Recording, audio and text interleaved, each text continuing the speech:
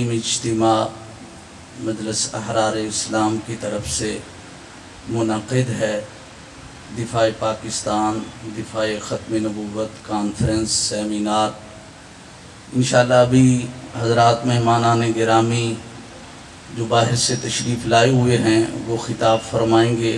ہمارے قائد مدارس دینیہ حضرت مولانا محمد حنیف جالندری صاحب دامت برکاتہم العالیہ کا تفصیلی خطاب ہوگا، تو ہمیں آنے والے مہمانوں کو ہی سننا ہے۔ ہمارے دیگر حضرات تشریف لائے ہوئے ہیں، بس ہم ختم نبوت، تحفظ ختم نبوت کے لیے جتنے بھی حضرات، جتنی بھی جماعتیں کام کر رہی ہیں، مجلس احرار اسلام، عالمی مجلس تحفظ ختم نبوت یا دیگر جماعتیں، ہم سب کے ساتھ اپنی قلبی محبت بھی رکھتے ہیں اور ہر موقع پر ان کو ہر قسم کے تعاون کی یقین دہانی بھی کراتے ہیں۔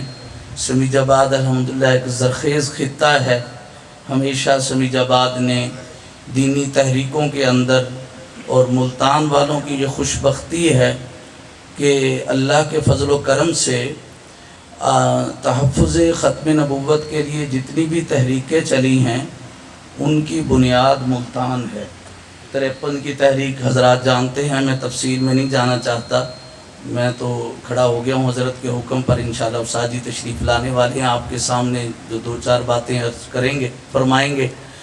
تو 1953 کی تحریک، اس کا بھی ملتان ہی اس کی بنیاد ہے۔ اس کے بعد 74 کی تحریک، اس کی بنیاد بھی ملتان ہے۔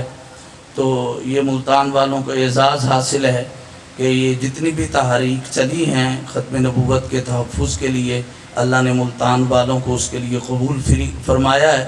اور انشاءاللہ العزیز جب بھی جہاں بھی تحفظ ختم نبوت کے لیے ہمارے اکابرین ہمیں بلائیں گے، ہم انشاءاللہ ان کی آواز پر لبیک کہیں گے، اور جو اللہ کی طرف سے توفیق ہوئی ہم انشاءاللہ ہر طرح سے تیار ہیں۔